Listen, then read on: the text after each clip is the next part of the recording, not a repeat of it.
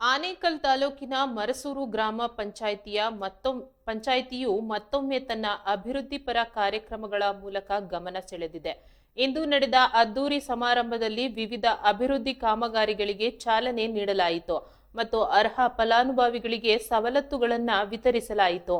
ಈ ಕಾರ್ಯಕ್ರಮದಲ್ಲಿ ಆನೇಕಲ್ ಕ್ಷೇತ್ರದ ಶಾಸಕರಾದ ಬಿ ಶಿವಣ್ಣ, ಮರಸೂರು ಗ್ರಾಮ ಪಂಚಾಯಿತಿ ಅಧ್ಯಕ್ಷರಾದ ಬಂಡಾಪುರ ರಮೇಶ್ ರೆಡ್ಡಿ ಹಾಗೂ ಗ್ರಾಮ ಪಂಚಾಯಿತಿ ಸದಸ್ಯರು ಭಾಗವಹಿಸಿದ್ದರು. ಮರಸೂರು ಗ್ರಾಮ ಪಂಚಾಯಿತಿಯು ಈಗಾಗಲೇ ರಾಜ್ಯದಲ್ಲಿ ಮಾದರಿಯಾಗಿದೆ, ಏಕೆಂದರೆ ಇದು ಜನಪರ ಕಾರ್ಯಕ್ರಮಗಳನ್ನು ರೂಪಿಸುವಲ್ಲಿ ಹೆಸರುವಾಸಿಯಾಗಿದೆ. ಈ ಗ್ರಾಮ ಪಂಚಾಯಿತಿಯು 2 ಬಾರಿ ಗಾಂಧಿ ಗ್ರಾಮ ಪ್ರಶಸ್ತಿ ಸೇರಿದಂತೆ ಹಲವಾರು ಪ್ರಶಸ್ತಿಗಳನ್ನು ತನ್ನ ಮುಡಿಗೇರಿಸಿಕೊಂಡಿದೆ.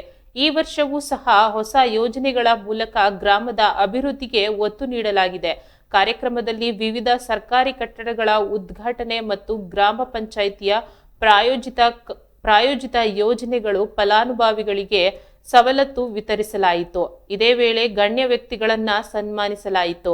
ಗ್ರಾಮದ ಅಭಿವೃದ್ಧಿಗೆ ಶ್ರಮಿಸಿದ ಗಣ್ಯರನ್ನ ಗೌರವಿಸಿದ್ದು ವಿಶೇಷವಾಗಿತ್ತು. ಕಾರ್ಯಕ್ರಮದ ಅಧ್ಯಕ್ಷತೆಯನ್ನ ಮರಸೂರು ಗ್ರಾಮ ಪಂಚಾಯಿತಿ ಅಧ್ಯಕ್ಷರಾದ ಬಂಡಾಪುರ ರಮೇಶ್ ರೆಡ್ಡಿ ವಹಿಸಿದ್ದರು.